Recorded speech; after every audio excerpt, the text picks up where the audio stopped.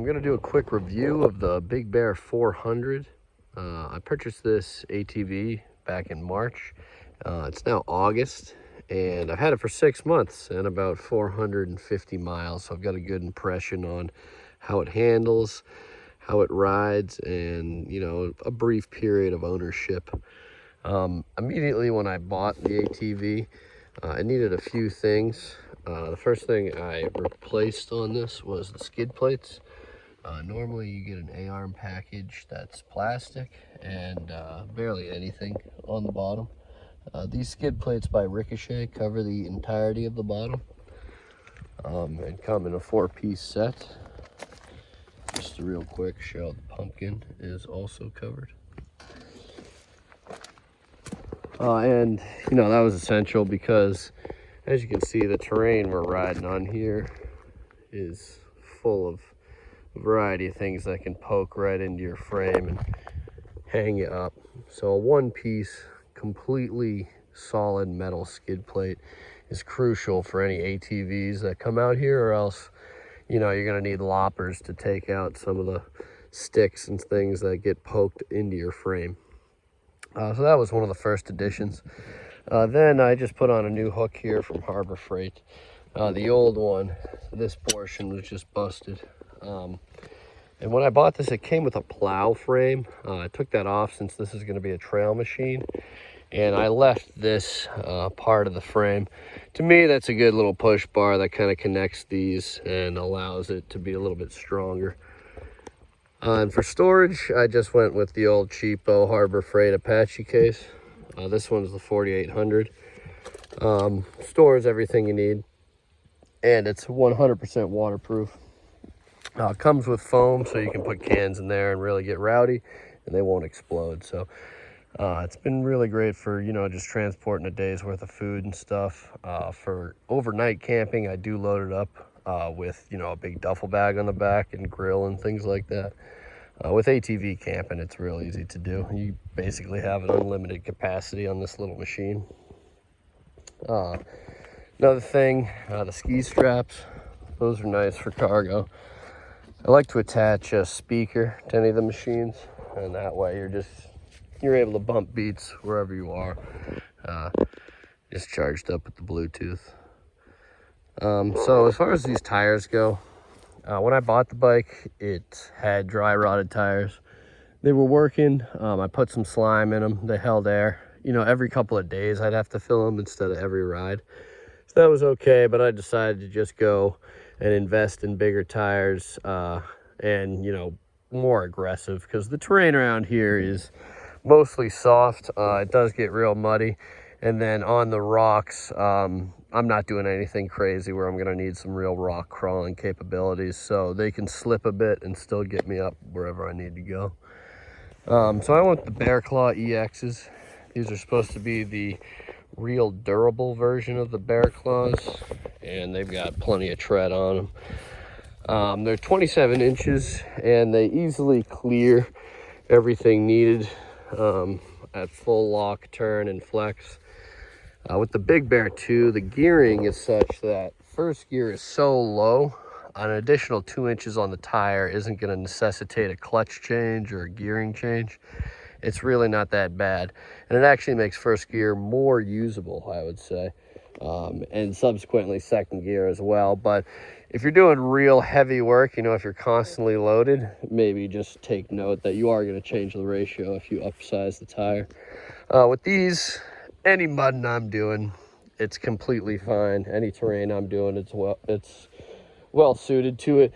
The only thing is I had to run them at 2 psi since they are a rather hard tire. And just to show you, you know, you got, oh, sorry about that, the camera died, but just to show you the compression of the tires there at 2 psi. Within the container, you know, it can carry a ton of stuff.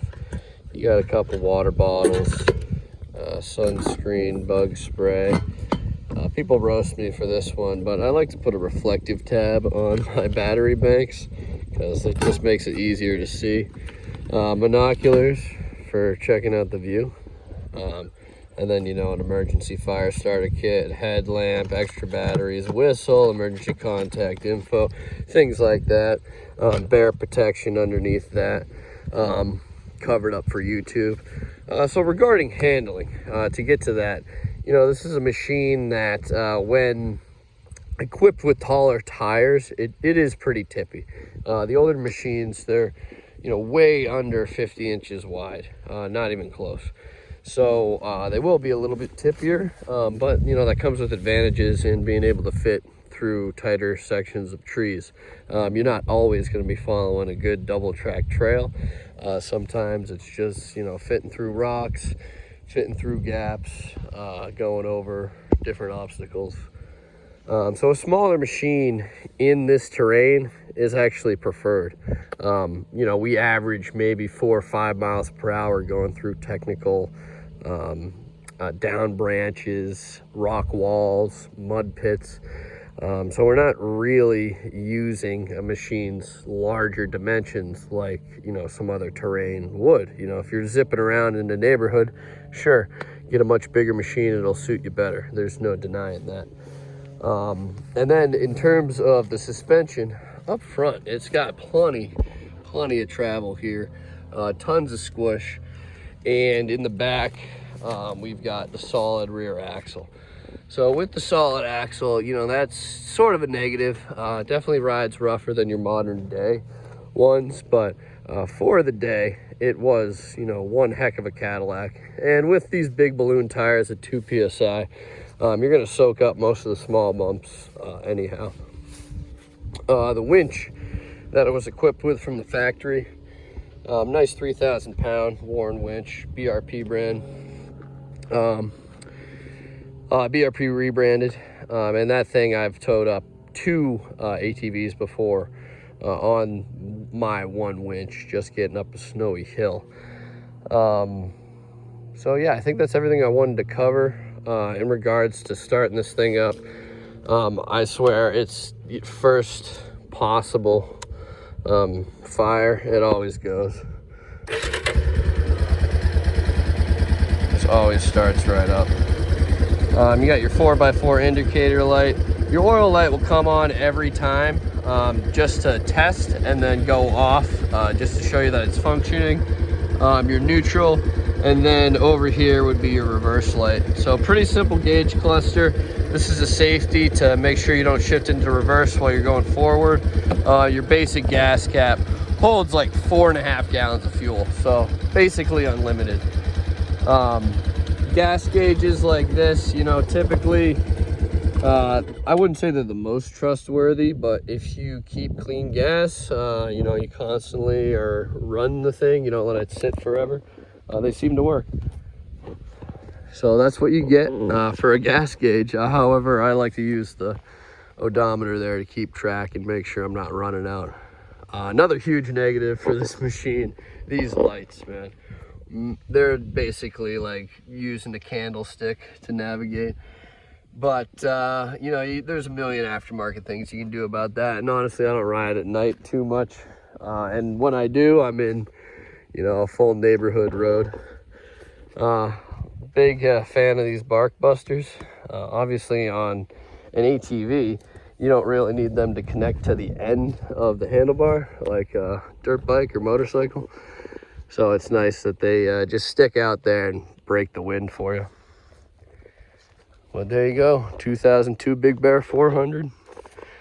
Put about 450 miles on it in 6 months.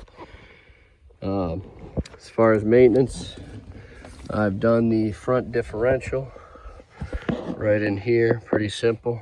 Drain fill, crankcase oil. You know, you change that every year. I changed it as soon as I got it. Changed it again. Now it's perfectly fine. I use full synthetic. Don't let people say that, you know, you should use conventional. A full synthetic made for the machine is better than any conventional. You know, if you think you're gonna leak, use full synthetic that's made for antiques. You know, it's synthetic design will always be better than the conventional, just on the molecular basis. And then here, new spark plug, of course. If we go to the back, another super easy drain and fill before you put the skid plate package on, right there. And these take like 8 ounces of 90 weight or 80-90. I went ahead and put in 75-140 full synthetic, just to make sure that in cold temperatures it's not molasses, it's actually liquid, because this machine will see super cold temps in the winter. As far as the storage in the back, you get this tiny little guy. Not a modern machine by any means, but I keep the toolkit wrapped up in here with a bunch of zip ties, a spare strap, because I've run into situations where the machine's flipped over and needed to strap onto the side, and the winch wasn't really getting it out without just dragging on the side of the machine. So I keep a strap and backup bug spray, because you can be out here without bug spray and you might as well be dead, sucked dry from blood. There you have it. Always wear a helmet and enjoy.